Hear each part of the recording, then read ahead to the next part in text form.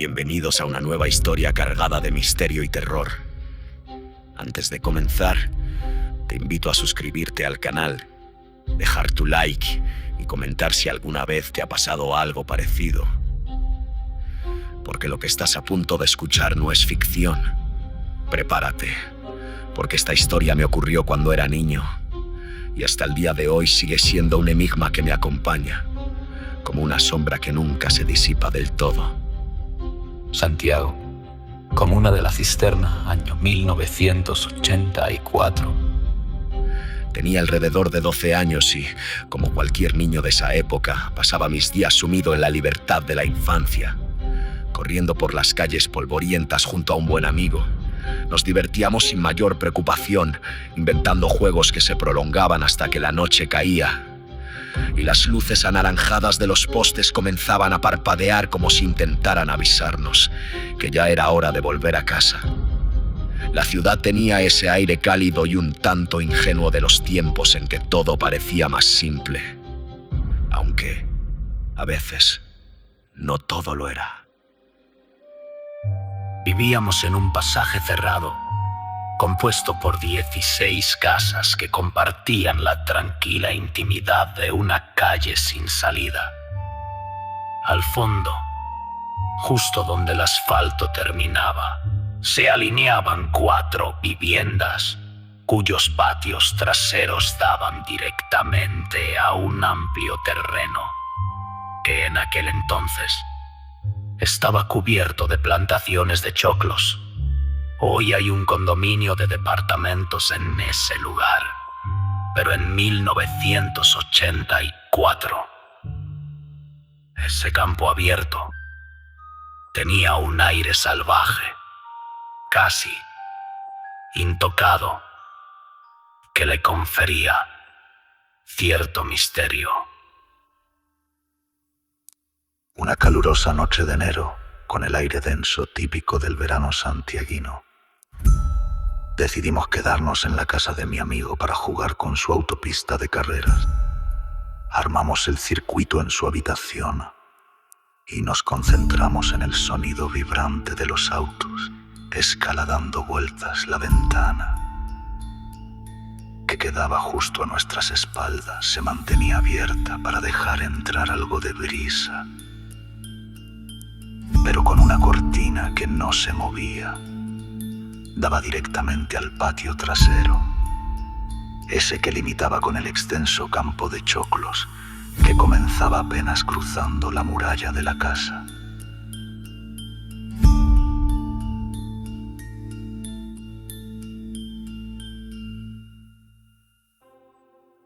Y allí, en medio del sembradío, se alzaba una higuera. Era un árbol robusto y sombrío que durante el día parecía inofensivo, pero que de noche adoptaba una presencia inquietante.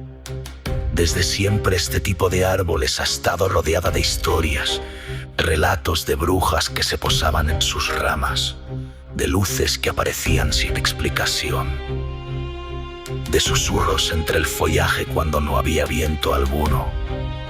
Para muchos era solo un árbol, para otros un guardián de secretos que era mejor no descubrir.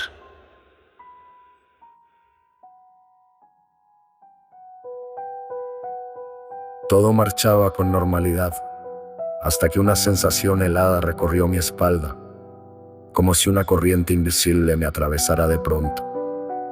Un escalofrío inesperado se instaló en mi cuerpo. Algo, simplemente, no estaba bien. Giré lentamente hacia mi amigo tratando de no sonar alarmado, y le dije en voz baja: «Oye, cierra la ventana». Pero él, sin apartar la mirada del circuito de autos, me respondió con total y natural: «No, si me paro perderé esta vuelta». Intenté convencerme de que no pasaba nada, que solo era mi imaginación jugando malas pasadas, así que seguimos en lo nuestro, al menos por unos segundos más. Desde pequeño me ha acompañado esa sensación extraña, casi inexplicable, que con los años y algo de conocimiento algunos llaman intuición, otros le dicen subconsciente, o tal vez.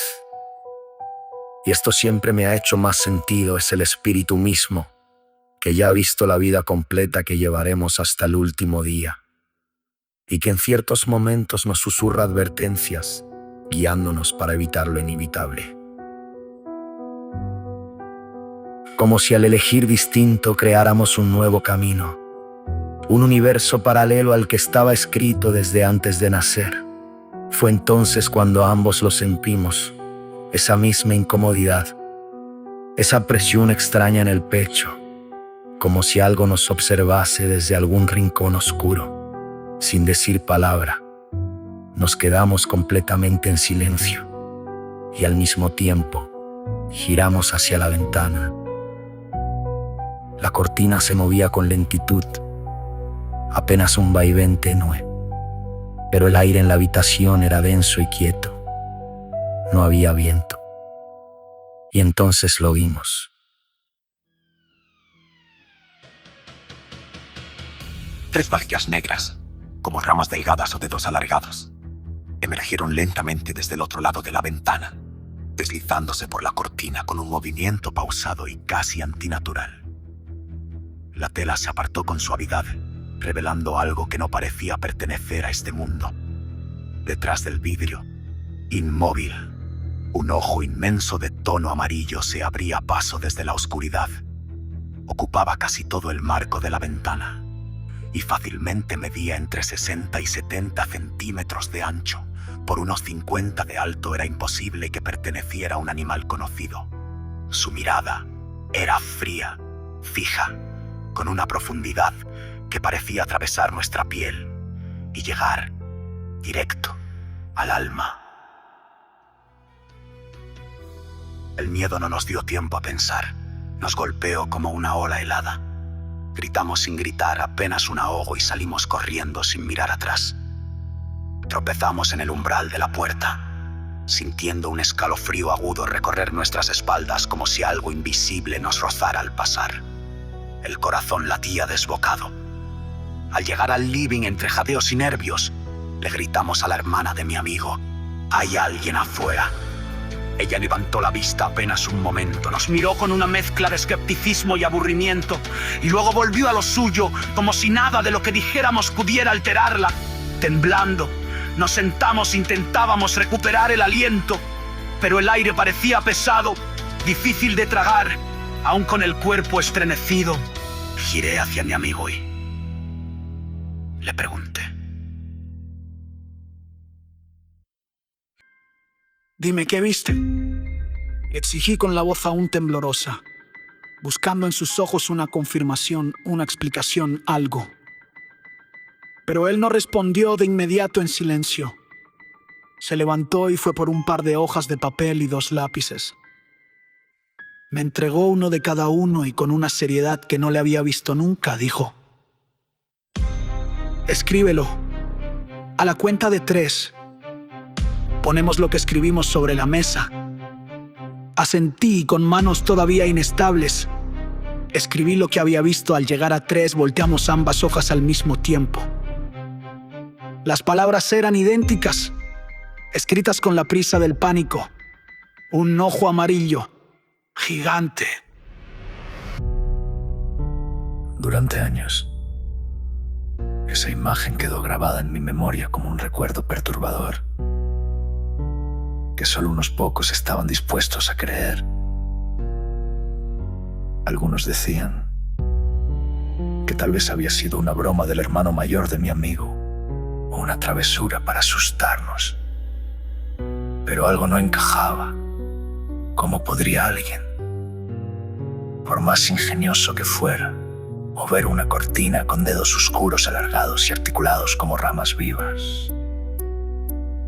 ¿Cómo se podría simular un ojo de casi 1 metro de ancho con esa mirada fría y penetrante? No, aquello no fue una broma. Y aunque el tiempo ha pasado, aún siento que aquella noche algo nos observó desde un lugar que no debería existir.